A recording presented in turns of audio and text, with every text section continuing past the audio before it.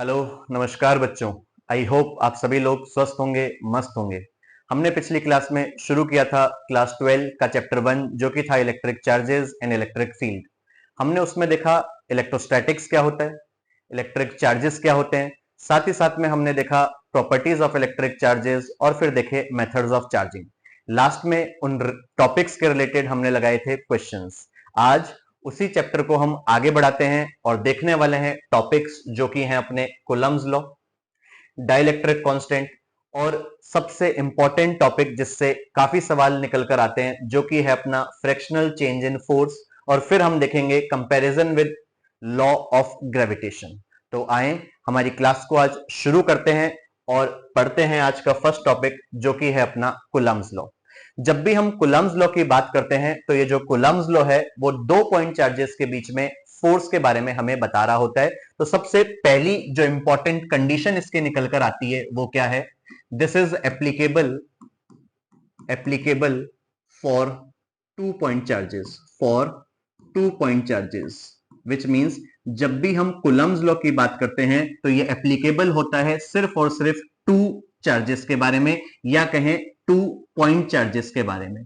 अब सबसे पहली जो बात आती है वो ये आती है कि हमारे पॉइंट चार्जेस क्या होते हैं। जब भी हम पॉइंट चार्जेस की बात करते हैं तो इसका मतलब ये नहीं है कि हम यहां पर डॉट बना दें और वो अपने जो है कहीं ना कहीं पॉइंट चार्जेस हो जाएंगे। पॉइंट चार्जेस से मतलब होता है जब भी हम चार्जेस लें और उन दो चार्जेस के बीच की जो डिस्टेंस है वो कहीं ना कहीं उन चार्जेस के शेप और साइज से ज्यादा हो तो हम उन चार्जेस को जो है कहते हैं पॉइंट चार्ज। तो जब भी हम कूलम्ब्स लॉ की बात करते हैं तो ये दो पॉइंट चार्जेस के बीच में फोर्स बता रहा होता है। तो अगर हम यहां पर देखें, लेट सपोज कोई दो चार्जेस हैं, कोई Q1 और Q2 जो कि रखे गए हैं पॉइंट A और B पर, और हमने माना इनके बीच की कोई जो डिस्टेंस है वो कोई है, लेट सपोज कोई है R।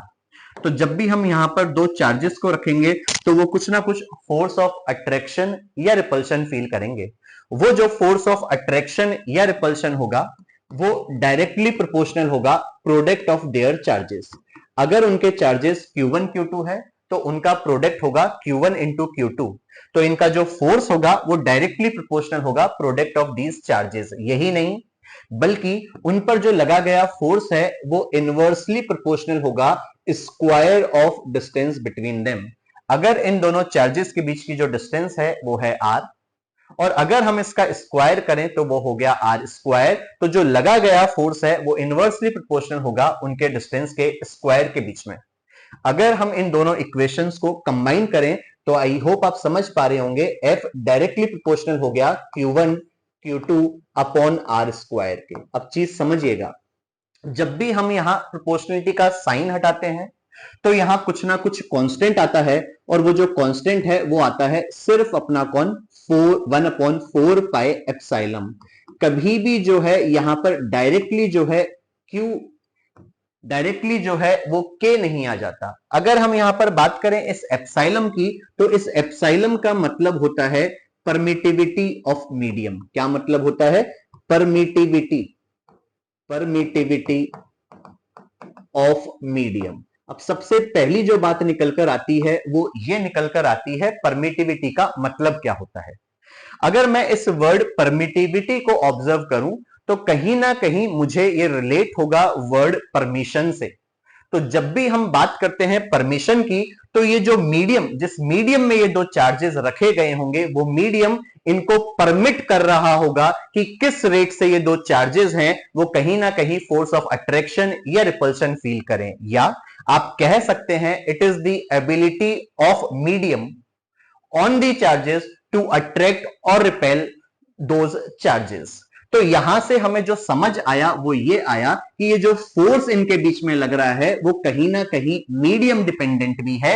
इसलिए सबसे इंपॉर्टेंट पॉइंट जो मुझे और यहां पर लिखना पड़ेगा वो क्या, इट इज मीडियम डिपेंडेंट। ये जो फोर्स है इट इज मीडियम डिपेंडेंट। हमेशा जब भी हम इस फोर्स की बात करते हैं तो ये एक मीडियम डिपेंडेंट फोर्स होता है। तो यहां जब भी हम यहां बात करेंगे कूलम्ब्स लॉ की तो ना सिर्फ हमें उसके चार्जेस और डिस्टेंस से मतलब होगा बल्कि मीडियम से भी मतलब होगा जिस मीडियम में ये चार्जेस हमारे रखे गए हैं। तो यहां आगे बढ़ते हैं और इस चीज को समझते हैं। अगर मैं यहां पर बात करूं फोर्स की, तो फोर्स जो है वो इनवर्स रिलेशन रख रहा है इस परमिटिविटी के साथ में। जब भी हम बात करते हैं एयर, वैक्यूम या फ्री स्पेस की, तो वहां पर जो एप्सिलॉन की वैल्यू है वो सबसे कम होती है। कहां सबसे कम होती है? अगर मैं बात करूं एयर, वैक्यूम या फ्री स्पेस की, तो जब भी हम इनकी बात करते हैं तो कहीं ना कहीं जो अपना एप्सिलॉन है वो सबसे कम होगा। इसलिए मैं वहां पर एप्सिलॉन की जगह इसे एप्सिलॉन नॉट लिखता हूं। तो जहां एप्सिलॉन सबसे कम होगा, वहां जो फोर्स है वो अपना क्या होगा? सबसे ज्यादा होगा, मैक्सिमम होगा। विच मींस अगर मैं इस मीडियम को एयर के अंदर रख दूं, तो एयर में इन पर जो लगा गया इलेक्ट्रोस्टैटिक फोर्स है वो मैक्सिमम होगा, जिसके कारण अगर हम यहां पर वैल्यू सब्स्टिट्यूट करें तो एयर के केस में जो फोर्स हो गया वो हो गया F is equal to 1/4 pi epsilon naught into Q1 Q2 upon R square. अब जब भी हम इसको एयर, वैक्यूम या फ्री स्पेस में रखेंगे तो इस एप्सिलॉन को जो हम बोलते हैं वो होता है अपना कौन? उसे अपन कहते हैं एब्सोल्यूट परमिटिविटी। क्या कहेंगे? Absolute permittivity. तो सबसे पहली जो बात आई वो आई कि हमने इसको एयर के साथ में रिलेट क्यों किया। तो आई होप आपको क्लियर हुआ होगा, क्योंकि एयर में जो ये फोर्स लगेगा वो हमारा सबसे ज्यादा लगेगा। अगर हम एयर में बात करें तो इस एप्सिलॉन की जो वैल्यू हो जाती है वो वैल्यू होगी अपनी 8.85 इंटू 10 की पावर -12। ना सिर्फ ये, इसकी कुछ ना कुछ यूनिट भी बनेगी, वो अभी अपन देख लेंगे, इसलिए मैंने यहां पर एक बॉक्स छोड़ा।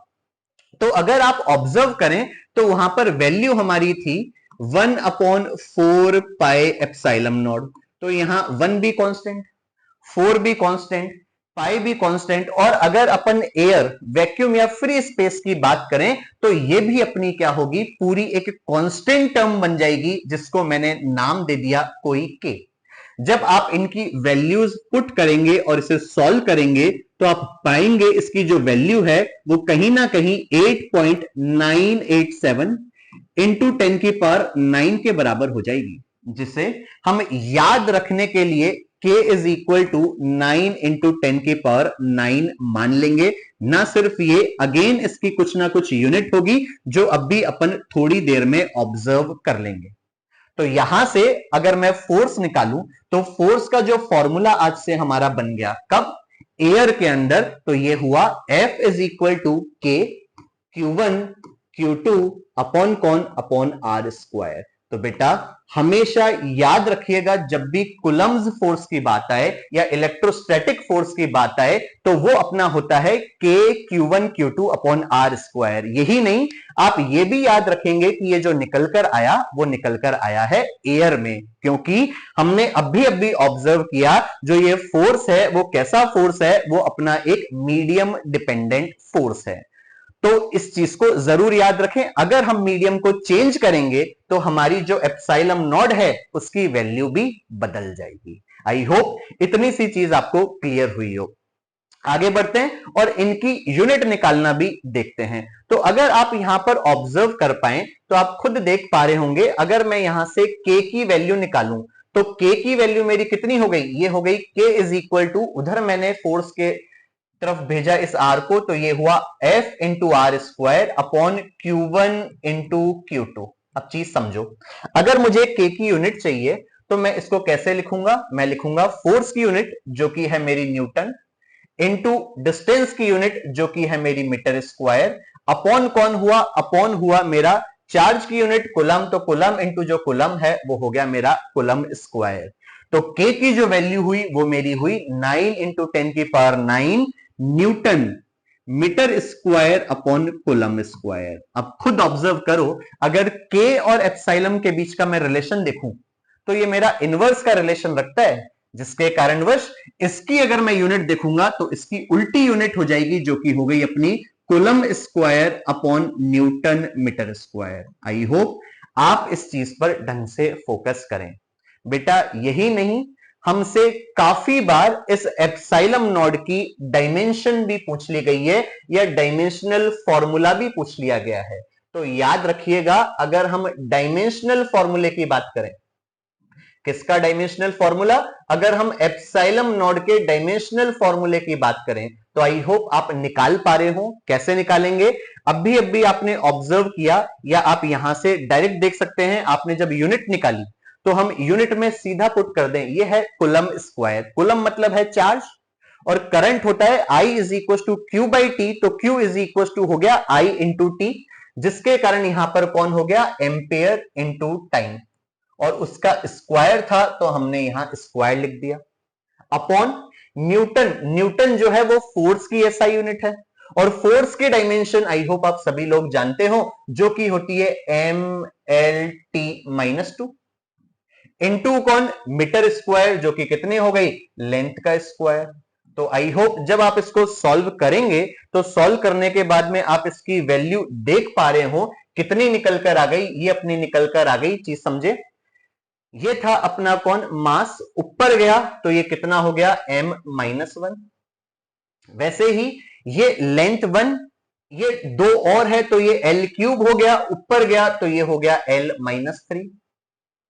आगे देखें तो T-2 नीचे है, ऊपर जाएगा +2 हो जाएगा, +2 पहले ही है तो T की पावर हो गई 4, और A को और अगर आप ऑब्जर्व करें तो ये कितना है, A²। तो ये जो आपकी है वो कौन है, वो है आपका डायमेंशनल फॉर्मूला, किसके लिए, परमिटिविटी के लिए, या कहें एब्सोल्यूट परमिटिविटी के लिए। खास सवाल है क्योंकि जब जब यूनिट एंड डायमेंशन का जिक्र होगा, हमेशा जो ये यूनिट और डायमेंशन पूछी जाएगी वो पूछी जाएगी आपके कांस्टेंट टर्म्स की। आई होप ये बेसिक जो चीज है वो आपको क्लियर हुई हो। अगर अपन थोड़ा आगे बढ़ें और इसके बारे में देखें तो आपने ऑब्जर्व किया जो कूलम्स फोर्स है वो कितना निकल कर आया, ये निकल कर आया कि Q1 Q2 अपॉन R²। तो अगर मैं यहां पर देखूं कि ये किस किस चीज पे डिपेंड कर रहा है, तो आज से याद रखिएगा, नंबर 1 जो फोर्स डिपेंड कर रहा है वो किस पे डिपेंड कर रहा है, प्रोडक्ट ऑफ चार्जेस। किस पे डिपेंड कर रहा है, प्रोडक्ट ऑफ चार्जेस। ना सिर्फ ये, अगर आप ऑब्जर्व करें तो ये और डिपेंड जो कर रहा है वो कर रहा है किस पे, डिस्टेंस बिटवीन दी चार्जेस। किसके बीच में, डिस्टेंस बिटवीन दी चार्जेस। वो एक अलग बात है, अगर आप यहां पर देख पा रहे हैं तो ये कैसा रिलेशन रख रहा है, इनवर्स स्क्वायर टाइम रिलेशन रख रहा है। यही नहीं, जो सबसे काम की बात है वो क्या, ये जो फोर्स है वो कौन होगा, वो आपका एक मीडियम डिपेंडेंट फोर्स होगा। हमेशा जो ये डिपेंड करेगा वो किस पे डिपेंड करेगा, मीडियम पे भी डिपेंड कर रहा होगा। तो इसलिए अगर आपसे इनके ग्राफ्स वगैरह पूछ लिए जाएं तो आई होप आप ये इजीली ड्रॉ कर पाए। अगर हम ऑब्जर्व करें किस किस के बीच में ग्राफ में, अगर मैं देखूं बेटा F और R² के बीच में, इस ग्राफ को ढंग से समझिएगा। अगर फोर्स और R² के बीच में देखें तो फोर्स और जो R² है वो इनवर्स का रिलेशन रख रहा है, जिसके कारण इसका जो ग्राफ है वो हमें कुछ यूं नजर आएगा। लेकिन बेटा आजकल इसको घुमाकर हमसे पूछ लिया गया है, और वो कैसे पूछ लेता है, वो हमें कह देता है कि बताएं फोर्स और 1/R² के बीच में बताएं ग्राफ कितना होगा। तो बेटा अगर रिलेशन में R² से पूछूं तो ये इनवर्स है, लेकिन अगर मैं 1/R² से पूछूं तो जो फोर्स है वो मेरा डायरेक्टली प्रोपोर्शनल हो जाएगा। आई होप ये बेसिक चीज आप समझ पाते हो, तो उसका जो ग्राफ है वो हमें यूं नजर आने लगेगा। ठीक है, अब एक छोटी सी बात और कर लेते हैं ताकि आप डायरेक्ट ही क्वेश्चन देख पाए। वो क्या है बेटा, यहां पर नोट में जरूर याद रखें, जैसा कि आपने ऑब्जर्व किया कि जो फोर्स है वो डायरेक्टली प्रोपोर्शनल है प्रोडक्ट ऑफ देयर चार्जेस। तो चीज समझने की कोशिश करें। अगर मैं फर्स्ट जो चार्ज है वो मैं पॉजिटिव ले लूं, सेकंड जो चार्ज है उसको भी बेटा मैं क्या ले लूं, अगर पॉजिटिव ले लूं, और अगर आप उन दोनों का प्रोडक्ट करें तो आई होप आपको समझ आ रहा हो, Q1 इंटू जो Q2 है वो भी आपकी एक पॉजिटिव वैल्यू आएगी। चीज समझ पाए। ऐसा ही नहीं, अगर आप यहां पर ऑब्जर्व करें कि आप जो है क्या ले लें, Q1 को जो है वो ले लें नेगेटिव, और जो Q2 है उसे भी जो है वो आप क्या ले लें, वो भी आप नेगेटिव ले लें। और अब Q1 इंटू Q2 आप देखेंगे तो स्टिल जो निकल कर आएगा वो निकल कर आएगा बेटा नेगेटिव, विच मीन्स काम की बात जो है वो ये है बेटा, क्या कि जब कभी भी सेम पोलैरिटी के चार्जेस होंगे तो वो हमेशा जो हमें वैल्यू दे रहे होंगे, which means Q1 into Q2, जब भी आपको ऑब्जर्व हो रहा होगा, ये बेटा पॉजिटिव निकल कर आया, तो जब भी ये हमें दिखने को मिल रहा होगा तो हमेशा दोनों का जो प्रोडक्ट है वो ग्रेटर देन जीरो आएगा। अगर ग्रेटर देन जीरो आए तो ये किस तरीके का फोर्स हो गया बेटा, ये आपका एक रिपल्सिव इन नेचर का फोर्स हो गया। ऐसे ही अगर हम यहां पर थर्ड कंडीशन देखें, वो है कि Q1 अगर हमारा नेगेटिव हो जाए और Q2 जो है वो हमारा क्या हो जाए, पॉजिटिव हो जाए, या आप इसको पलट कर भी लिख सकते हैं, तो आप क्या ऑब्जर्व करेंगे, आप ऑब्जर्व करेंगे इन दोनों का जो प्रोडक्ट है वो स्टिल आपका कौन आएगा, वो आपका नेगेटिव आएगा, विच मींस Q1 इंटू जो Q2 है वो आपका लेस देन जीरो होगा। अगर लेस देन जीरो हुआ तो आप ऑब्जर्व करेंगे कि वो किस तरीके का फोर्स होगा बेटा, वो आपका अट्रैक्टिव इन नेचर का जो है फोर्स होगा। आई होप ये गलतियां आप नहीं दोहराएं, क्योंकि डायरेक्ट हमसे क्वेश्चन पूछ लिया जाता है अगर Q1 into Q2 greater than zero है तो बताएं किस तरीके का फोर्स, तो याद रखिएगा रिपल्सिव इन नेचर। ऐसे ही अगर हमसे पूछ ले Q1 into Q2 less than zero है तो डायरेक्ट आप याद रखिएगा किस नेचर का फोर्स है बेटा, अट्रैक्टिव इन नेचर का है। कैसे हुआ वो आई होप आप खुद ऑब्जर्व कर पा रहे हो। यही नहीं, ये जो दोनों ग्राफ्स हैं वो भी आप क्या रखेंगे, याद रखेंगे। चलिए आगे बढ़ते हैं और इस चीज को देखते हैं। बेटा अगर अपन अगला टॉपिक देखें तो वो अपना है डाइलेक्ट्रिक कांस्टेंट या रिलेटिव परमिटिविटी। बेटा डाइलेक्ट्रिक कांस्टेंट को कोई कोई बुक्स ने यूं केडी से रिप्रेजेंट कर रखा होगा, कोई कोई ने बेटा के से कर रखा होगा, तो आप इससे कंफ्यूज नहीं होइएगा। चीज समझते हैं। लेट अस सपोज हमने यहां पर दो चार्जेस लिए या कहें दो पॉइंट चार्जेस लिए जो कि ए और बी पर रखे गए हैं, और वो है कोई Q1 और Q2, और दोनों के बीच की जो डिस्टेंस है वो कोई है बेटा अपनी R। अगर वो एयर में रखे गए हैं, मैंने इनको जो रखा है बेटा वो रखा है एयर के अंदर, तो अभी अभी आपने ऑब्जर्व किया कि एयर के अंदर उनके बीच में जो फोर्स लगेगा, मैं F0 उसे कह दे रहा हूं, तो वो अपना होगा बेटा 1/4 pi epsilon naught into Q1 Q2 upon कौन बेटा, अपॉन R स्क्वायर।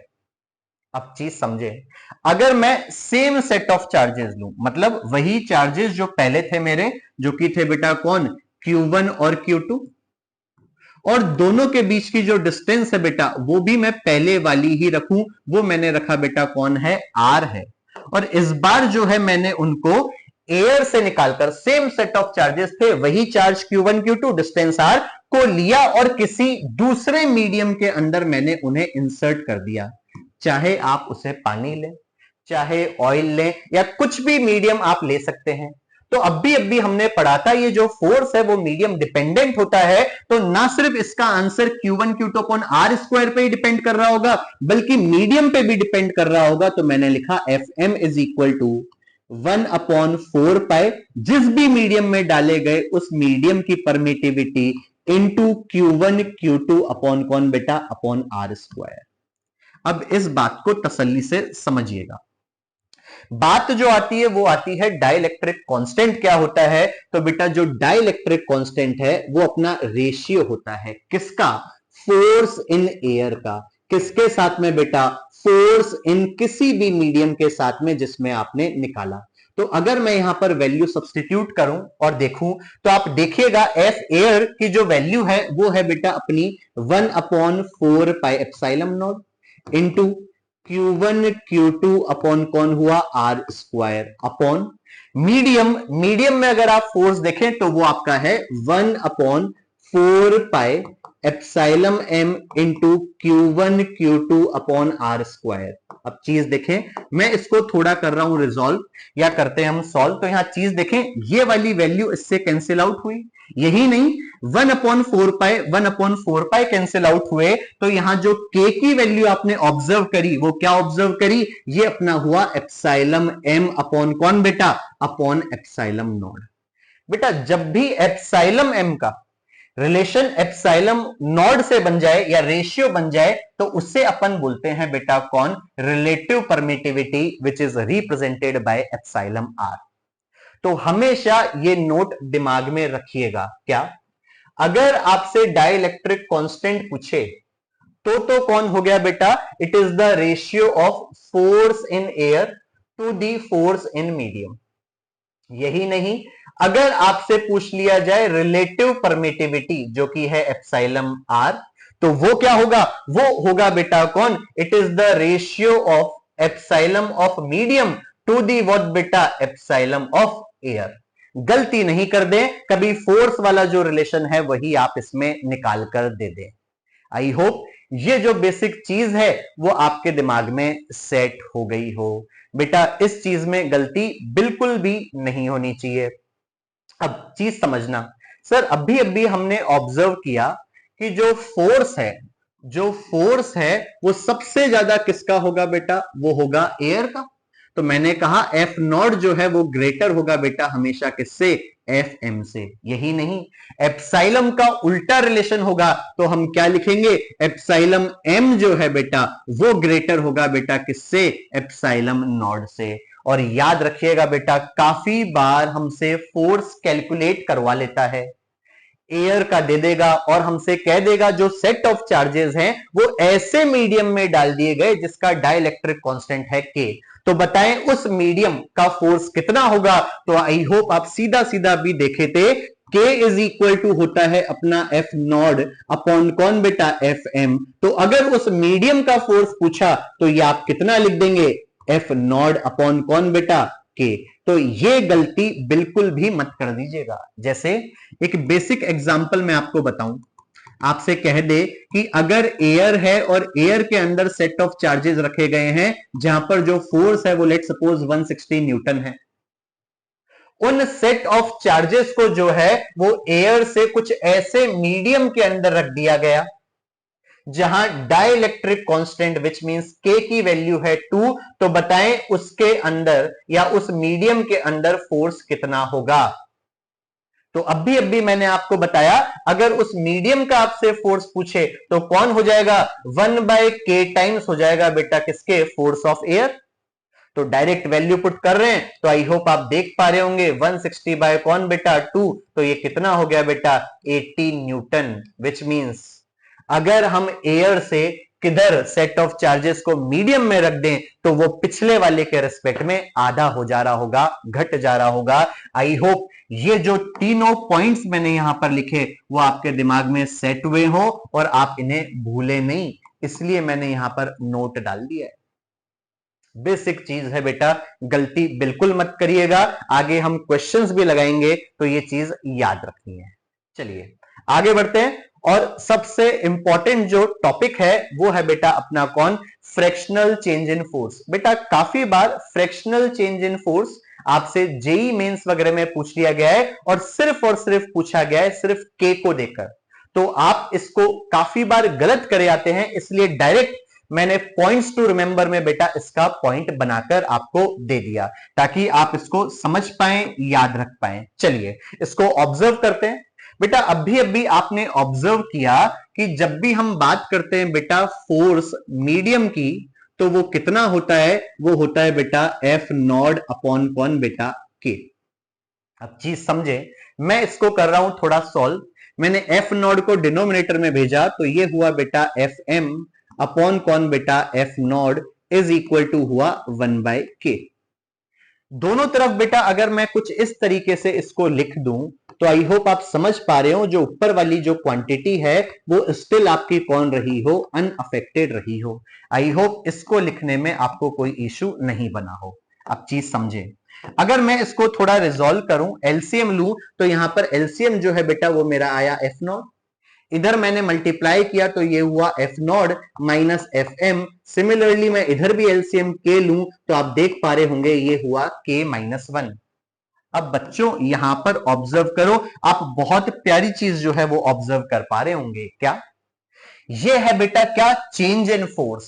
और यही तो हमने देखा बेटा, कौन चेंज इन फोर्स देख रहे हैं। तो ये जो चेंज इन फोर्स है उसको बेटा मैंने यहां पर लिख दिया किससे, डेल एफ से। अपॉन कौन बेटा, अपॉन फोर्स इन एयर। और बेटा इसी को अपन क्या बोल रहे होते हैं, इसी को ही अपन बोलते हैं बेटा फ्रैक्शनल चेंज। किसके अंदर बेटा, चेंज इन फोर्स। तो डायरेक्ट आप याद रखिएगा, फ्रैक्शनल चेंज इन फोर्स जो है वो किसके बराबर होता है बेटा, वो होता है के माइनस वन अपॉन किसके, के बराबर। कभी भी इस चीज की गलती मत कर दीजिएगा। अगर आपको उस गिवन मीडियम का, जिस मीडियम में हम डाल रहे हैं, उसका डाइलेक्ट्रिक कांस्टेंट दे दे और सीधा आपसे पूछ ले बताएं फ्रैक्शनल चेंज इन फोर्स क्या होगा, तो आप आई होप डायरेक्ट कर देंगे, जो कि होगा के माइनस वन इंटू कौन बेटा, इंटू के। अब इस चीज को समझे, अगर आपसे पूछ ले परसेंटेज चेंज इन फोर्स कितना होगा, परसेंटेज चेंज इन फोर्स, तो मेरे ख्याल में मुझे नहीं लगता कि आप इस चीज को नहीं जानते होंगे। बस आपको क्या कर देना है बेटा, मल्टीप्लाई बाय 100 और कर देना है, तो वो कितना निकल कर आ जाएगा, के माइनस वन अपॉन के इंटू कौन बेटा 100। ये बेटा आपका क्या आ जाएगा, परसेंटेज चेंज इन फोर्स आ जाएगा। एकदम सिंपल था, आई होप आपके दिमाग में ये सेट हुआ हो। दूसरा डायरेक्ट पॉइंट जो आपको याद रखना है वो है बेटा ये, बेटा बहुत काम का पॉइंट है, इस चीज को समझने की कोशिश करिएगा। बेटा लेट सपोज मैं यहां पर 2 पॉइंट चार्जेस ले रहा हूं, एक ए पर मैंने रखा Q1 है और बी पर जो है बेटा वो मैंने रखा कोई Q2 है, और हमने माना इनके बीच की जो डिस्टेंस है बेटा वो कोई है अपनी R। दोनों बाय डिफॉल्ट बेटा मैंने पॉजिटिव चार्जेस लिए हैं, तो आप खुद समझ पा रहे होंगे सर अगर आपने पॉजिटिव चार्ज लिया है तो ये Q1 पर जो फोर्स है वो लग रहा होगा बेटा इधर की तरफ, क्योंकि ये पॉजिटिव वो भी पॉजिटिव, इसको करेगा रिपेल। बेटा 1 पर फोर्स लग रहा है 2 के कारण, हम तो क्या लिखेंगे इसको, फोर्स ऑन 1 ड्यू टू 2, तो वो हो गया बेटा इतना। अब इसका मैग्नीट्यूड अगर मैं आपसे पूछूं तो वो तो कितना हुआ बेटा, अगर एयर में है तो के Q1 Q2 upon R square. Similarly अगर मैं इस बी पर फोर्स देखूं तो वो इस डायरेक्शन में लग रहा होगा, फोर्स वेक्टर क्वांटिटी है, तो एफ वेक्टर बेटा मेरा कितना हो गया सर, फोर्स ऑन 2, किसके कारण, 1 के कारण, तो मैंने लिखा F21। इसका भी मैग्नीट्यूड कितना ही है बेटा, अगर एयर में है तो के Q1 Q2 अपॉन अभी भी डिस्टेंस कौन है, R स्क्वायर। लेकिन जो मजेदार चीज आपको देखने में मिली वो क्या, दोनों फोर्सेस के मैग्नीट्यूड सेम है, एक इस डायरेक्शन में लग रहा है तो दूसरा इस डायरेक्शन में लग रहा है, और ये तो बेटा आपका कौन होता है, थर्ड लॉ ऑफ मोशन होता है। इसलिए हम ये बोल सकते हैं कि जो F12 है बेटा वो माइनस ऑफ F21 वेक्टर के क्या होगा, बराबर होगा, which means it obeys what बेटा, it obeys third law of motion. याद रखिएगा बच्चों, it obeys third law of motion. जब कभी भी आपसे कूलम्स लॉ की बात हो जाए या इलेक्ट्रोस्टैटिक फोर्स की बात हो जाए तो वो हमेशा थर्ड लॉ ऑफ मोशन जो है वो क्या रखेंगे बेटा, ओबे कर रहे होंगे। आगे बढ़ते हैं, थर्ड जो पॉइंट लिखा हुआ है वो लिखा हुआ है बेटा force X along a line joining between two charges, जिसको अपन सेंट्रल फोर्स भी कह दे रहे होते हैं। ये अपन ने पिछली क्लास में भी ऑब्जर्व करा था, अगर दो चार्जेस मेरे Q1 Q2 है तो इनके बीच में जो फोर्स लग रहा होगा वो इस लाइन के अलोंग ही लगेगा, जिस लाइन के अलोंग बेटा वो रखे गए हैं। अगर वो रिपेल कर रहे होंगे तो यहां रखे हुए हैं तो इसी लाइन के अलोंग रिपेल कर रहे होंगे, या इसी लाइन के अलोंग वो अट्रैक्ट कर रहे होंगे, which means force X along what बेटा, along line joining the charges, जिसको अपन और क्या बोलते हैं बेटा, सेंट्रल फोर्स भी बोलते हैं। आगे बढ़ते हैं और फोर्थ पॉइंट को देखते हैं, यहां लिखा हुआ है फोर्स फॉलोज व्हाट बेटा, इनवर्स स्क्वायर लॉ। बेटा अगर आपने ऑब्जर्व किया था तो आपने देखा था जो फोर्स है वो इनवर्स क्या रहता है बेटा, is inversely proportional to square of distance between them. तो अगर आप यहां देखो तो R जो है वो फोर्स के स्क्वायर टाइम्स भी है और इनवर्स भी रिलेशन रख रहा है। तो बेटा ऐसे जो लॉ हैं उनको अपन बोलते हैं बेटा इनवर्स स्क्वायर लॉ, जिसको बेटा मैंने शॉर्ट में लिखा ISL। और यही लिखा हुआ है हमारे फोर्थ पॉइंट में, क्या? फोर्स फॉलोज व्हाट बेटा, या F फॉलोज व्हाट बेटा, इनवर्स स्क्वायर लॉ। बेटा जब भी ऐसा रिलेशन देखें तो आप हमेशा बेटा पूछ लिया जाता है क्या ये ISL ओबे करता है, तो आंसर इज यस। यही नहीं, अगर बेटा आपको क्लास 11 का चैप्टर 8 में ग्रेविटेशनल फोर्स याद हो तो आपको याद होगा Fg इज इक्वल टू होता है बेटा Gm1m2 अपॉन आर स्क्वायर। तो अगर मैं आपसे पूछ लेता क्या ग्रेविटेशनल जो फोर्स है वो ISL ओबे करता है, तो आप खुद देखिए वहां भी इनवर्स रिलेशन है और स्क्वायर टाइम्स है, तो वो भी अपना क्या ओबे करेगा बेटा, ISL ओबे करेगा। आई होप फोर्थ पॉइंट जो है वो आपको क्लियर हुआ हो। हम बढ़ते हैं आगे। अब चीज समझे, अब आया कि जब भी हम बात करते हैं इलेक्ट्रोस्टैटिक फोर्स की तो वो कैसा फोर्स है बेटा, तो वो हमारा एक कंजर्वेटिव फोर्स है। कंजर्वेटिव फोर्स का मतलब क्या होता है, विच इज पाथ इंडिपेंडेंट। बेटा ये हमेशा कौन है बेटा, पाथ इंडिपेंडेंट है। या आप हमेशा इसको यूं बोलें, जब भी कोई एक राउंड ट्रिप हो तो उसका राउंड ट्रिप का कौन बेटा, वर्क डन हमेशा क्या होता है बेटा, जीरो होता है। और अगर वर्क डन बेटा एक राउंड ट्रिप का जीरो हो तो ऐसी चीजों को अपन क्या बोलते हैं बेटा, कंजर्वेटिव फोर्स बोलते हैं। इस चीज को अपने दिमाग में सेट कर लें। लास्ट और सिक्स्थ पॉइंट जो आपको याद रखने का है वो है बेटा कौन, Coulomb's law is valid for stationary charges. I hope ये तो एकदम बेसिक सी चीज है, क्योंकि अपन चैप्टर ही कौन पढ़ रहे हैं, इलेक्ट्रोस्टैटिक्स।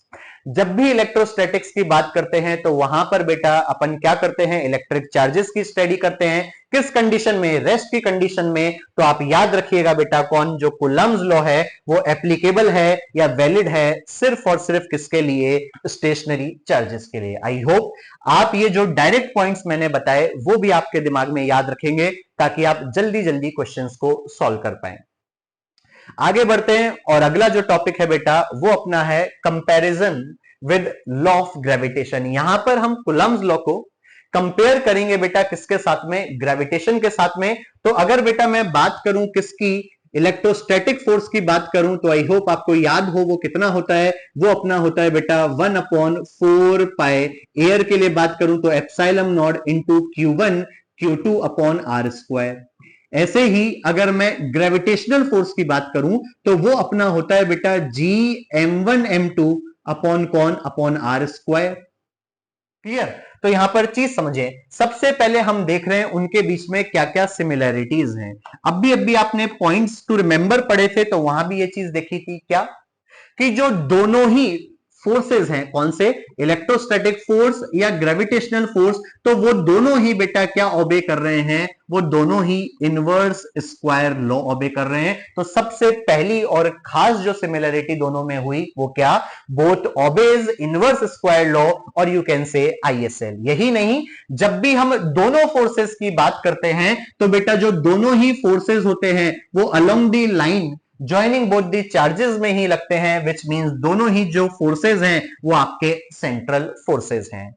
अब देखते हैं बेटा इनके बीच में क्या क्या डिफरेंसेस हैं। तो अगर अपन इन दोनों के बीच में डिफरेंस ऑब्जर्व करें तो बच्चों, अगर हम बात करते हैं किसकी, ग्रेविटेशनल फोर्स की, तो ये जो आप कांस्टेंट G देख पा रहे हो ये बेटा एक यूनिवर्सल कांस्टेंट होता है। मतलब अगर आप उन दो ऑब्जेक्ट्स को जिनके मासेस m1 m2 और डिस्टेंस r है, लेट अस सपोज एयर में रखे हुए हैं और वो फोर्स F एक्सर्ट कर रहे हैं, तो सेम सेट ऑफ चार्जेस को अगर आप पानी में भी लेकर जाओगे तो वो स्टिल जो फोर्स है वो F ही एक्सर्ट करेंगे। क्यों? क्योंकि ये एक मीडियम डिपेंडेंट फोर्स नहीं है, G हमेशा कांस्टेंट रहता है और उसकी वैल्यू कितनी होती है, आई होप सभी बच्चों को याद हो, विच इज 6.67 इंटू 10 की पावर -11 यूनिट। आप बना ही सकते हैं बेटा, अगर जब मैं G के इक्विवेलेंट सारी चीज को करूं तो ये R उधर गया तो ये हो गया न्यूटन मीटर स्क्वायर अपॉन बेटा मासेस के यूनिट जो है वो है केजी स्क्वायर हुआ, वो आया बेटा नीचे,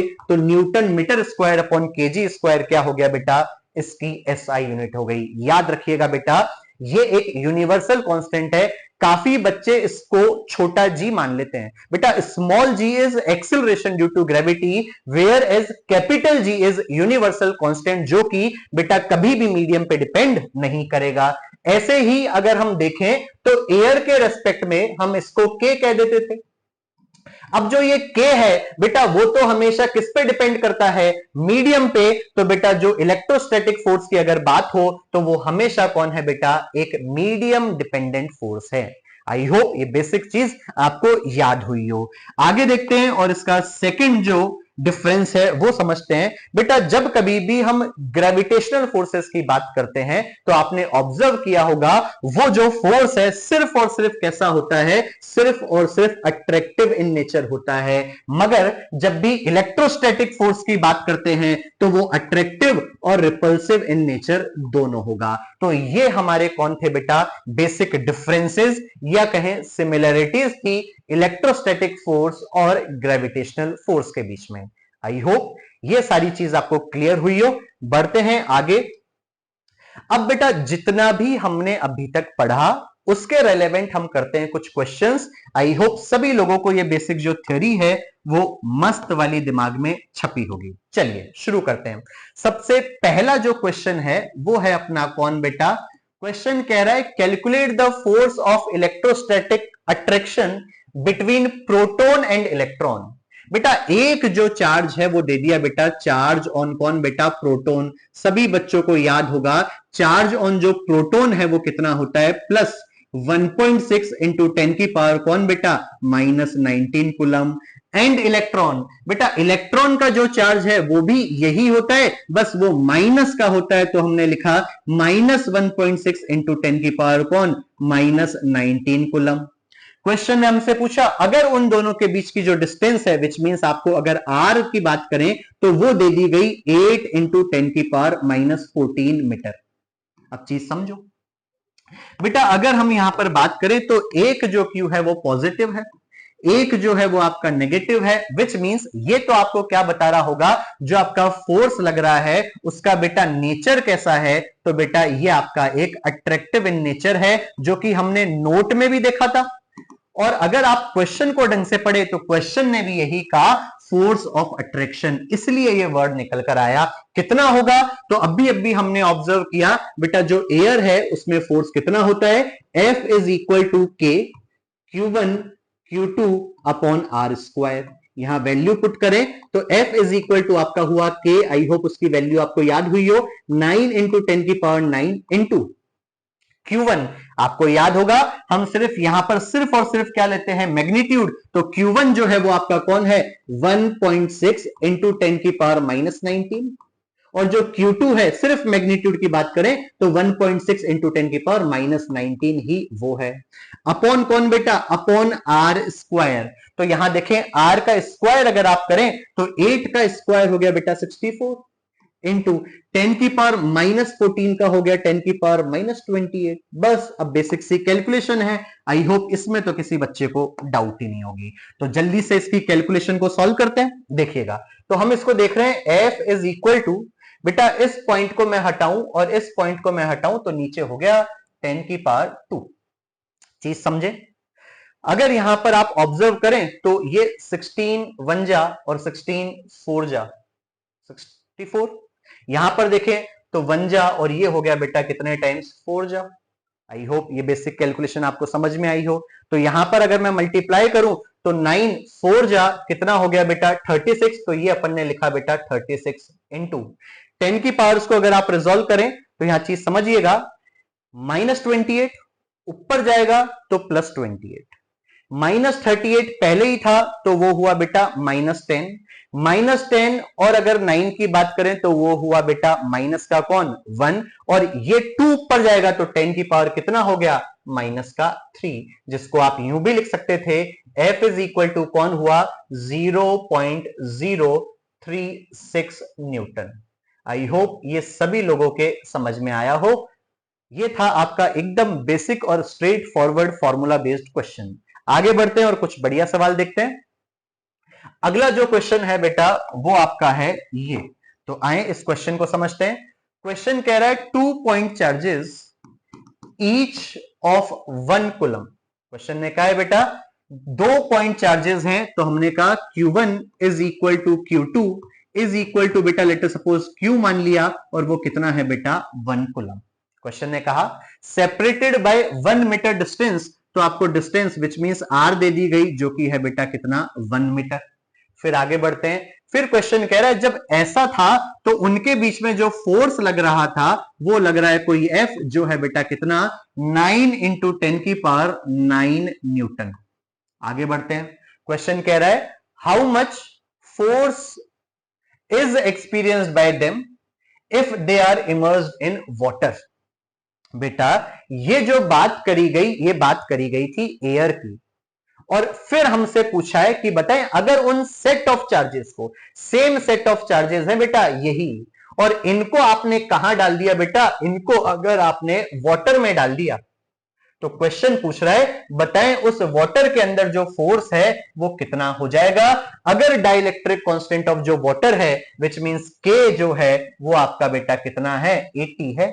ये तो बेटा अभी जब मैंने आपको टॉपिक समझाया था तो वहां पर भी हमने ऐसा ही कुछ सवाल देखा था, तो जल्दी से सॉल्व करते हैं। सर हम जानते हैं क्या, जो डाइलेक्ट्रिक कांस्टेंट है वो क्या होता है, it is the ratio of force इन कौन बेटा इन एयर अपॉन कौन बेटा अपॉन फोर्स इन मीडियम, या बी वाटर है तो मैंने वाटर लिख दिया। तो यहां से अगर आपसे फोर्स इन वाटर पूछा जाए तो ये कितना हुआ फोर्स इन एयर अपॉन के। तो यहां चीज समझे, फोर्स इन एयर तो आपको डायरेक्ट दे रखा है जो कि है बेटा 9 इंटू 10 की पावर कौन 9, अपॉन अगर k की वैल्यू देखें तो बेटा ये आपकी कौन है, ये आपकी है 80, तो 80 का डिवाइड लगा दें, जो भी आंसर है इसका बन जाएगा। तो अगर अपन देखें फोर्स वाटर में कितना हुआ, तो अगर ये 0 ऊपर गया तो -1, तो कितना हुआ 10 की पावर 9 और -1 जो है 10 की पावर 8 हो जाता, और 9/8 8 1 जा 8 तो सीधा सीधा हुआ।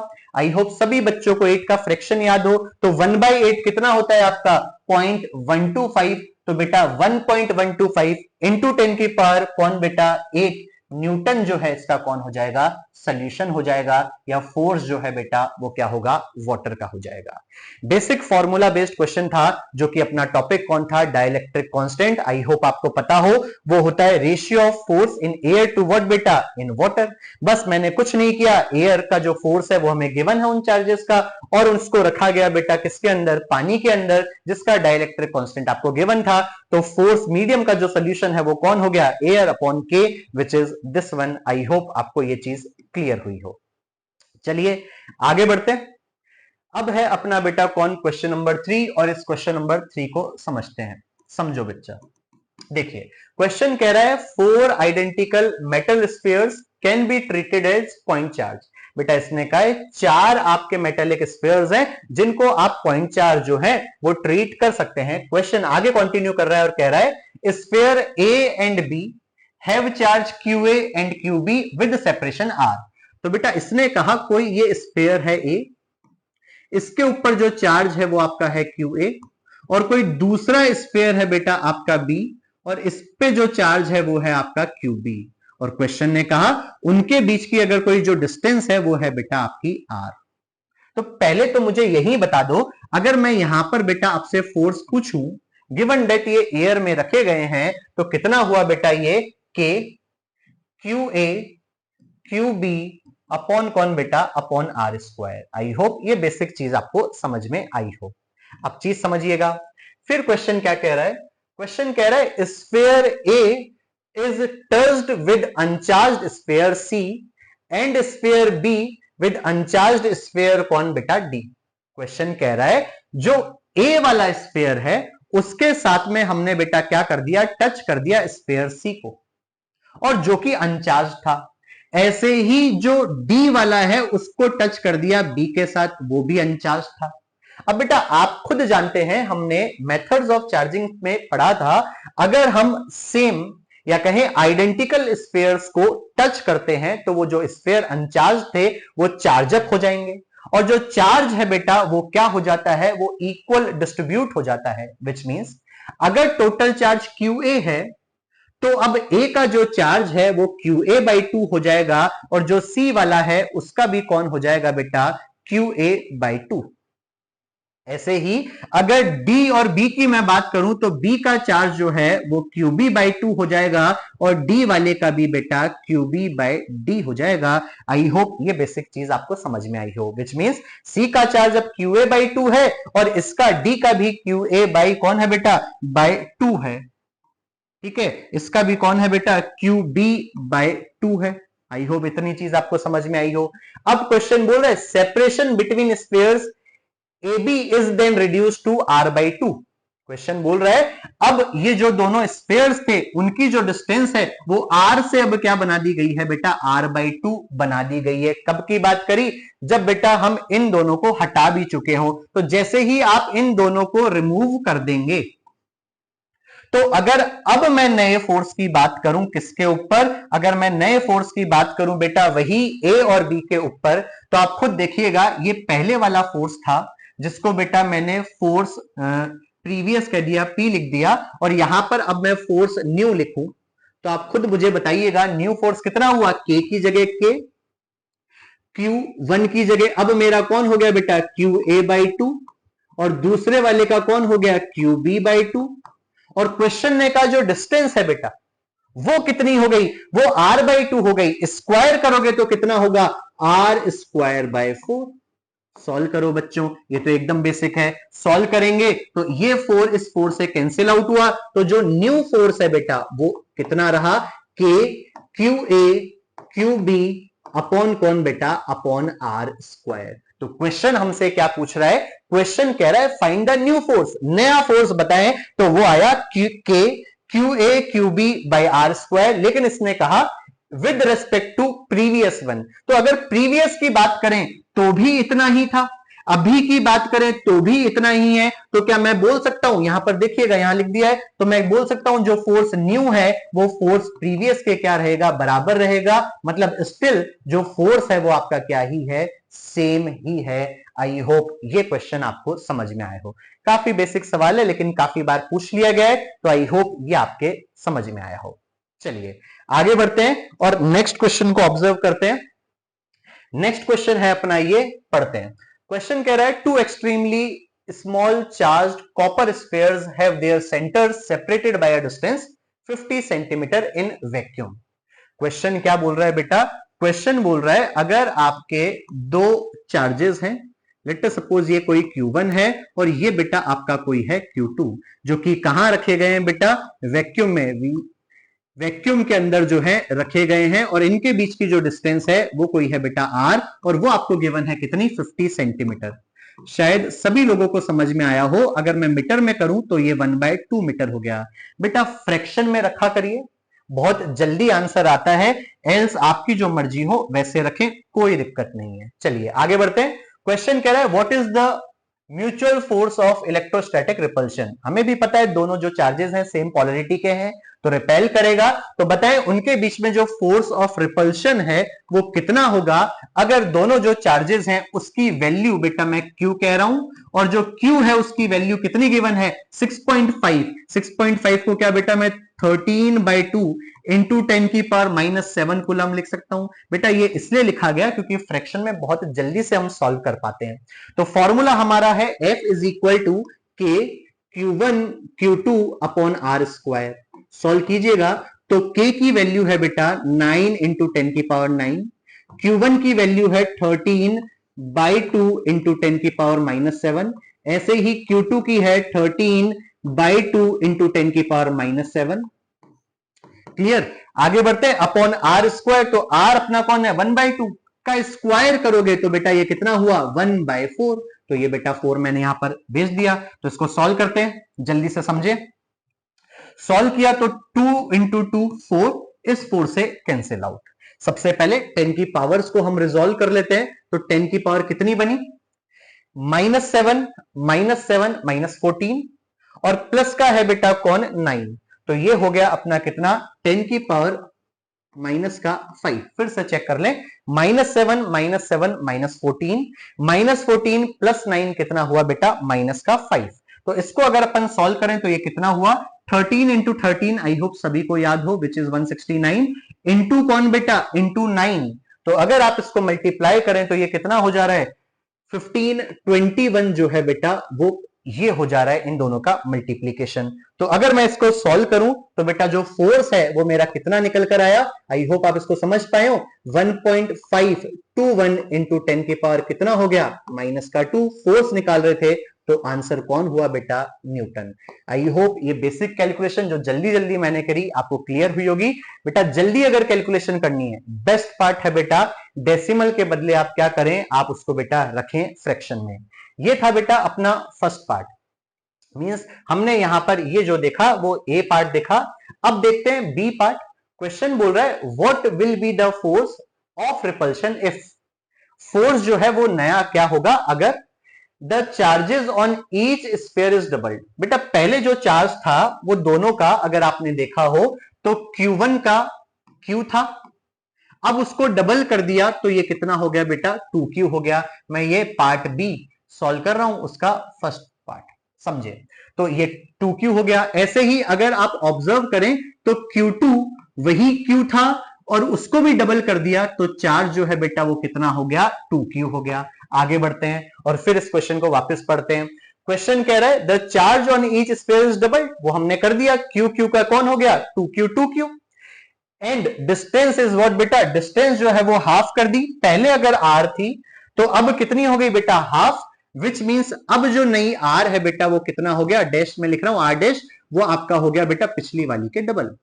तो क्वेश्चन बोल रहा है फोर्स बताएं कितना हो जाएगा। तो अगर अपन फोर्स देखें तो ये हुआ बेटा K 2Q into 2Q upon कौन बेटा R/2 का स्क्वायर जो कि हो गया R²/4। अगर आप यहां सॉल्व करें तो F इज इक्वल टू कितना हुआ 2 2 जा 4, 4 into 4 16 K Q square upon R square.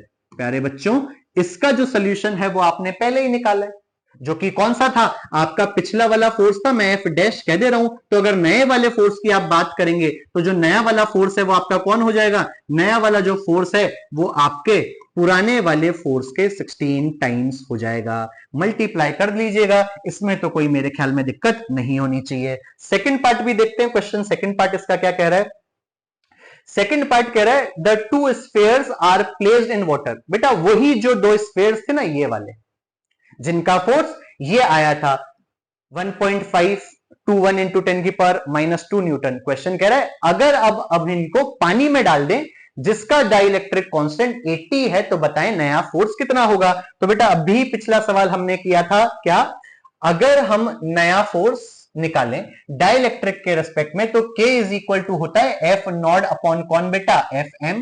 Medium का अगर अपने से पूछा है तो FM इज इक्वल टू हो गया F नॉट बाय K। अभी आपने सॉल्व किया था F नॉट जो कि कितना आया था बेटा 1.521 इंटू 10 की पावर -2। इसको डिवाइड मार दे बेटा किससे 80 से, जो भी आएगा बेटा वो आपका कौन आ जाएगा, उस मीडियम का फोर्स आ जाएगा। आई होप आप इसको मल्टीप्लाई करेंगे और जो सोल्यूशन है मुझे कमेंट कर कर भेज रहे होंगे। आई होप बेसिक कैलकुलेशन सभी लोग कर पा रहे हो। तो ये था बेटा अपना नेक्स्ट क्वेश्चन। आई होप सभी को क्लियर हुआ हो, बहुत प्यारा सवाल था। अब बढ़ते हैं बेटा आगे और अपना लेवल थोड़ा रेस करते हैं और करते हैं बेटा अभी जो 2021 में जो मेंस में पूछा गया आपसे क्वेश्चन वो हम करने वाले हैं। ऐसा नहीं बच्चों मेंस में है तो आप इसको छोड़ दें, बेसिक सवाल है, आप दिमाग लगाइएगा। तो क्वेश्चन करते हैं सॉल्व। हमारे पास क्वेश्चन है two identical conducting spheres with negligible volume have 2.1 nanocoulomb and -0.1 nanocoulomb charges respectively. बेटा सवाल कह रहा है अगर ये कोई चार्ज पहला है Q1 उसकी वैल्यू है 2.1 नैनोकूलम, नैनो का मतलब 10 की पावर -9। फिर क्वेश्चन ने कहा जो दूसरा चार्ज है ये रहा, उसकी जो वैल्यू है वो है -0.1 नैनोकूलम।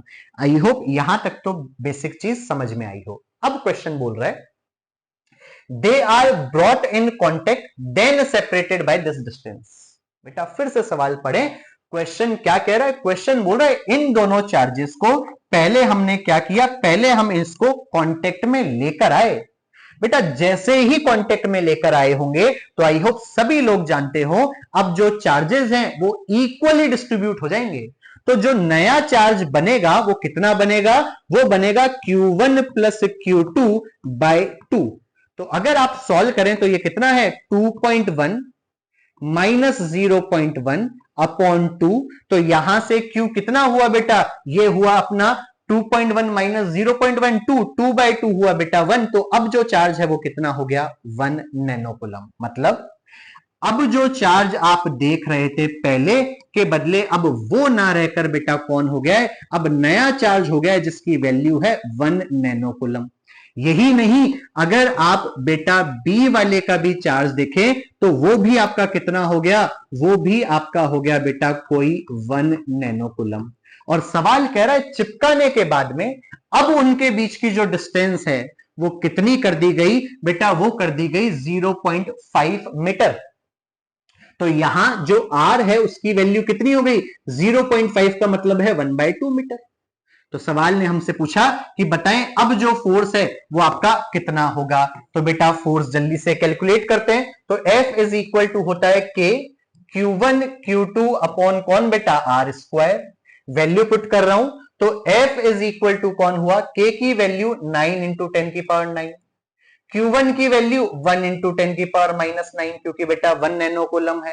ऐसे ही Q2 की वैल्यू भी 1 नैनोकूलम है तो 1 इंटू 10 की पावर कौन हुआ, -9 अपॉन कौन बेटा, अपॉन आर स्क्वायर। 1/2 का अगर आप स्क्वायर करें तो 1 बाय कौन हो गया बेटा 4 हो गया, तो मैंने ये 4 ऊपर लिख दिया। तो जल्दी से बेटा इसको करें सॉल्व।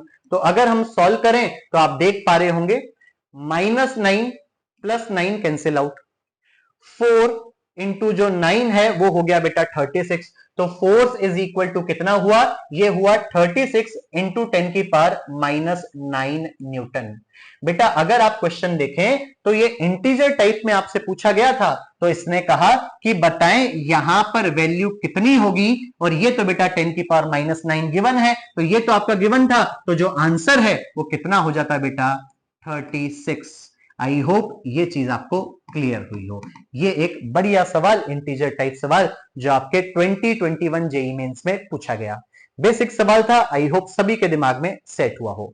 आगे बढ़ते हैं, करते हैं नेक्स्ट क्वेश्चन। नेक्स्ट क्वेश्चन बेटा अगेन आपसे पूछा गया है, वो क्या है, अगेन बेटा ये जेईई का ही सवाल है, मैंने यहां पर ईयर मेंशन नहीं किया है। क्वेश्चन बोल रहा है an electron revolves around a stationary positive charge Q at fixed radius R। फिर से समझे, क्वेश्चन बोल रहा है कोई आपका चार्ज है बेटा Q, इसके चारों ओर एक कौन रिवॉल्व कर रहा है, इसके चारों ओर बेटा R रेडियस पर, ये बेटा मैंने कोई R रेडियस पर कोई एक इलेक्ट्रॉन ले लिया बेटा, ये इसके चारों ओर बेटा क्या कर पा रहा है, रिवॉल्व कर पा रहा है। तो क्वेश्चन बोल रहा है फाइंड द टाइम पीरियड। बेटा सबसे पहले यहां पर एक कॉन्सेप्ट समझें, जब कभी भी कोई भी इलेक्ट्रॉन अगर एक चार्ज के चारों ओर रिवॉल्व कर रहा है तो इसका सिंपल सा मतलब है बेटा क्या, इलेक्ट्रोस्टैटिक फोर्स जो है उसको घूमने के लिए बैलेंस कर रहा है, विच मींस सेंट्रीपिटल फोर्स के क्या होगा, इक्वल होगा। अगर हम इलेक्ट्रोस्टैटिक फोर्स की बात करें तो वो हो गया बेटा K, Q1 जो कि था बेटा कैपिटल Q, Q2 जो कि था बेटा चार्ज ऑन इलेक्ट्रॉन, मैंने E लिया, अपॉन कौन बेटा डिस्टेंस। अगर इन दोनों के बीच की डिस्टेंस देखें तो वो उतनी ही तो होगी जितना की रेडियस, तो वो हुआ बेटा R square is equal to centripetal force. बेटा सेंट्रीपिटल फोर्स अगर वेलोसिटी या आपसे डिस्टेंस पूछ रहा होता तो आप mv स्क्वायर बाय r रखकर सॉल्व कर देते, लेकिन सवाल ने हमसे जो पूछा है वो पूछा है बेटा टाइम पीरियड, इसलिए सारे प्यारे बच्चे जानते होंगे एम आर ओमेगा स्क्वायर के हम इसको क्या करेंगे, बराबर करेंगे। क्यों, क्योंकि आप सभी जानते हैं ओमेगा इज इक्वल टू कौन होता है बेटा 2π/t, और हमसे t ही पूछा है। तो सॉल्व कीजिएगा, तो यहां से अगर मैं सॉल्व करूं तो ये हुआ के क्यू ई अपॉन कौन बेटा आर स्क्वायर इंटू इंटू कौन हुआ बेटा M R is equal to हुआ बेटा ओमेगा स्क्वायर। तो यहां से अगर अपन सॉल्व करें तो ये हुआ बेटा K Q E upon M R cube is equal to बेटा अगर ओमेगा की बात करूं तो ये था 2π/t, मैंने बेटा इधर की तरफ इसको यहां पर रूट में लिख दिया, ठीक है, और ये कितना हो गया 2π/t। आपसे बेटा 2π/t नहीं पूछा है, आपसे बेटा t पूछा है, तो मैं यहां पर लिख दे रहा हूं t इज इक्वल टू आपका कितना हुआ बेटा, इसको पलट कर लिख देंगे जो कि कितना हुआ बेटा, ये हुआ अपना under root M R cube upon कौन हुआ के क्यू ई, और ये बेटा इसके डिनोमिनेटर में चल गया होगा, सॉरी ये इसके न्यूमरेटर में चल गया होगा। तो मैं यहां पर इसकी जो वैल्यू है वो क्या लिख दूंगा, ये मैं लिख दूंगा इनटू 2 पाई। आई होप ये मैंने कैलकुलेशन सही करी हो। फिर से देख लें, 2 पाई इधर की तरफ गया और टी को मैंने उधर किया, तो बेटा इसको रिवर्स कर मैंने लिख दिया, तो ये इसका कौन हो गया बेटा, सोल्यूशन हो गया। बेटा कैलकुलेशन तो आई होप आपकी बेसिक थी, जो आप समझ ही गए होंगे। जो इंपॉर्टेंट चीज थी बेटा वो क्या, वो ये थी, जब कभी भी कोई भी चीज रिवॉल्व कर रही है तो ये बेसिक सा जो कॉन्सेप्ट है बेटा वो आपके दिमाग में छप जाना चाहिए। क्या, सेंट्रीपिटल फोर्स और इलेक्ट्रोस्टैटिक फोर्स आप क्या कर देंगे, इक्वेट कर देंगे। सिर्फ आपसे जो पूछा गया था बेटा वो पूछा गया था टाइम पीरियड, इसलिए मैंने यहां पर एम आर ओमेगा स्क्वायर लगाया। एल्स वेलोसिटी की बात होती तो मैं M V square by R लगा देता। आई होप सभी को समझ आया हो। आगे बढ़ते हैं। अब बहुत ही प्यारा क्वेश्चन है बेटा, ऐसा सवाल आप बार बार बेटा मेंस में देखेंगे। ये जो सवाल है वो आपके मेंस में आया था अगेन 2024 में, और इसी को बेटा घुमा फिरा के अक्सर ये पूछते रहते हैं। क्वेश्चन ढंग से समझिएगा। क्वेश्चन है अ सर्टेन चार्ज क्यू, बेटा कोई जो चार्ज है वो आपका था बेटा क्यू, हमने लिया कैपिटल क्यू जो है वो गिवन था। क्वेश्चन ने कहा is divided into 2 parts, 2 parts में बेटा ये डिवाइड हुआ। कौन कौन से हैं वो 2 पार्ट्स, इसने खुद ने दिया है। एक है बेटा स्मॉल क्यू, और जो दूसरा डिवाइड हुआ वो आपका है बेटा capital Q minus small Q. I hope इतनी चीज समझ में आई हो। फिर क्वेश्चन कह रहा है how should the charges Q मतलब capital Q and small q be divided so that small q and capital Q minus q placed at a certain distance. बेटा मैंने इन दोनों के बीच की जो सर्टेन डिस्टेंस है वो मान ली बेटा, लेट अस सपोज r। ठीक है, तो क्वेश्चन बोल रहा है certain distance apart experience a maximum electrostatic force. Again बेटा जो कॉन्सेप्ट है वो आपके दिमाग में सेट होना चाहिए। जब भी हम बात करते हैं बेटा किसके, मैक्सिमम फोर्स की, तो आपने देखा होगा जब भी हम मैक्सिमम या मिनिमम की बात करते हैं तो वहां पर हम किसी चीज को डिफरेंशिएट कर देते हैं और इक्वल टू 0 पुट कर देते हैं। तो यहां पर ऐसे ही पहले मैं फोर्स कैलकुलेट करूं तो इन दोनों के बीच में जो फोर्स हुआ वो बेटा कितना हुआ, F इज इक्वल टू के, ये मैंने लिखा बेटा के, Q1 जो कि बेटा मेरा कौन था, स्मॉल q, इंटू कौन बेटा Q2 जो कि था बेटा मेरा capital Q minus small q, upon कौन बेटा, अपॉन आर स्क्वायर। तो अगर आप इसको थोड़ा सॉल्व करें तो F इज इक्वल टू बेटा ये मेरा कौन बन गया, ये मेरा बना के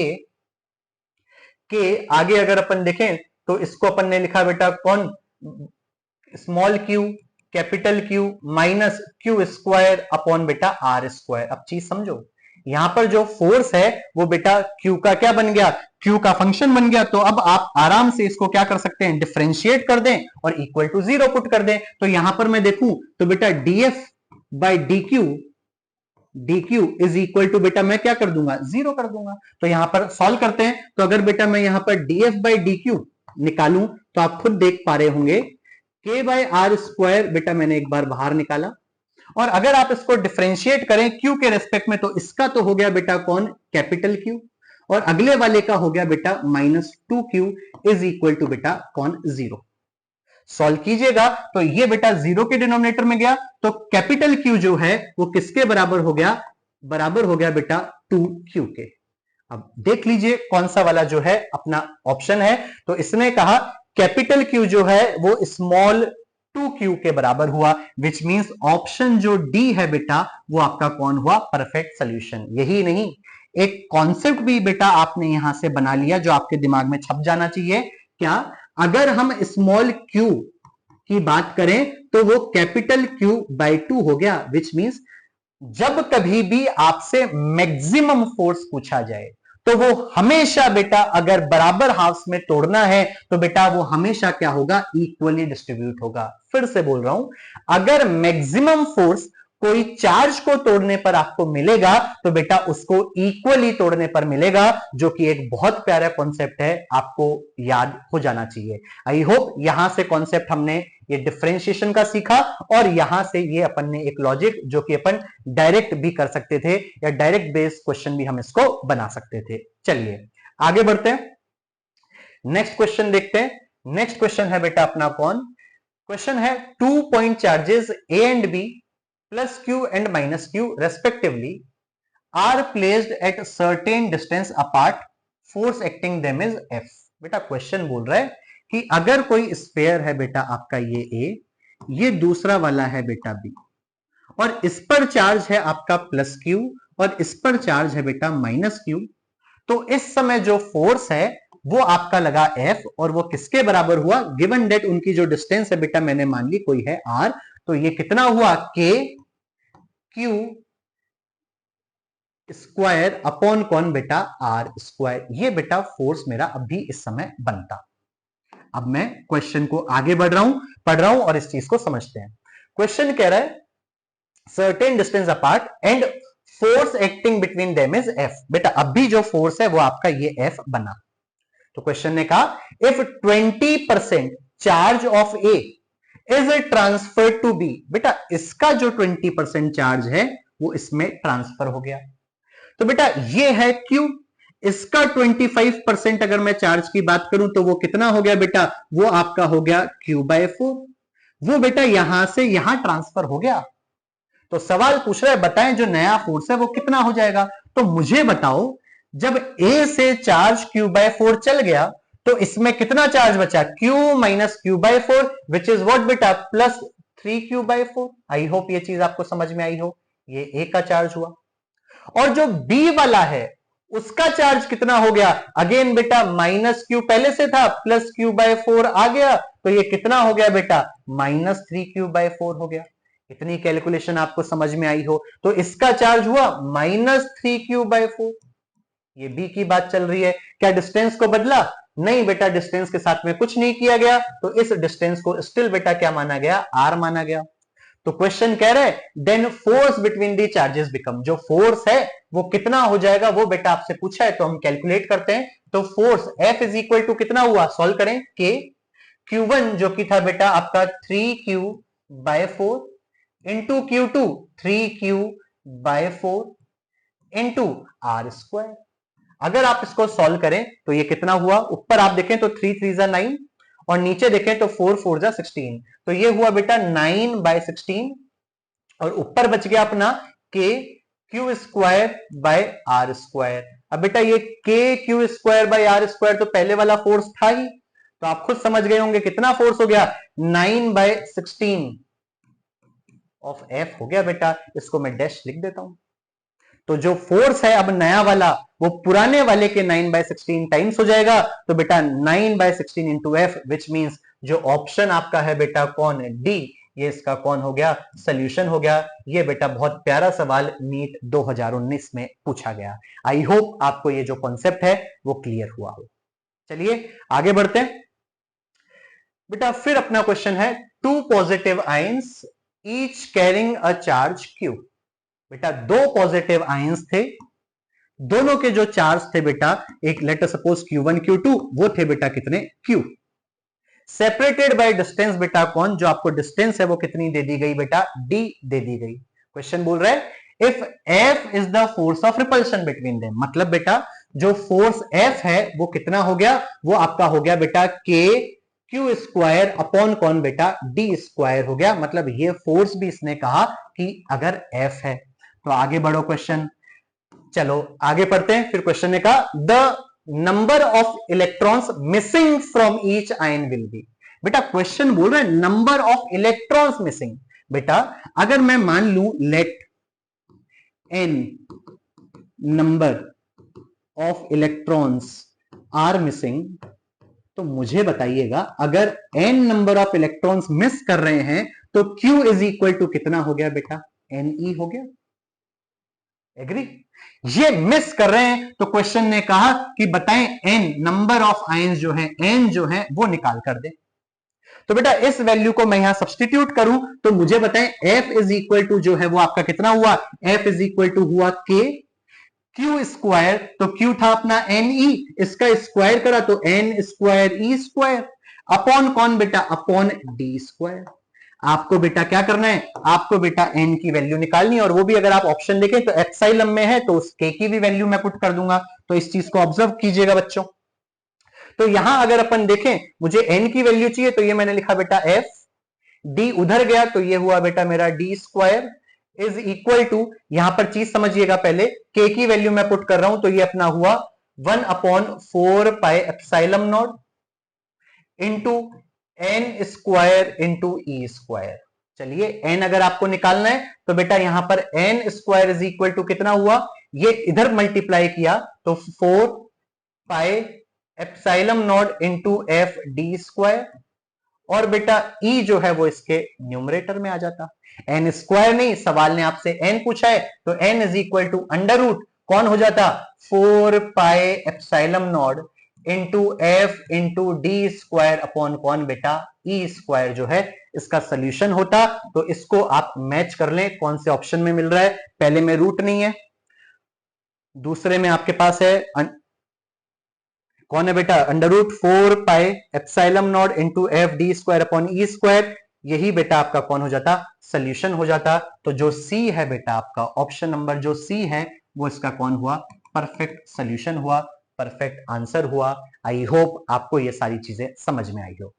तो आई होप जो भी आज हमने पढ़ा आपको वो ढंग से समझ में आया हो। बेटा इसको एक दो बार तसल्ली से फिर देखिए, रिवाइज कीजिए, और जो भी हमने क्वेश्चंस लगाए वो इंपॉर्टेंट क्वेश्चंस थे, आप और क्वेश्चंस लगा सकते हैं और ये जो टॉपिक है उसमें आप बेस्ट बन सकते हैं। आई होप आपको आज की क्लास समझ में आई हो। अपना और अपनी फैमिली का ध्यान रखिए, फिर मिलेंगे अपनी अगली क्लास में, तब तक के लिए टेक केयर, गुड बाय, और याद रखिएगा चैनल को सब्सक्राइब लाइक करना बिल्कुल ना भूलिए। धन्यवाद, गॉड ब्लेस यू।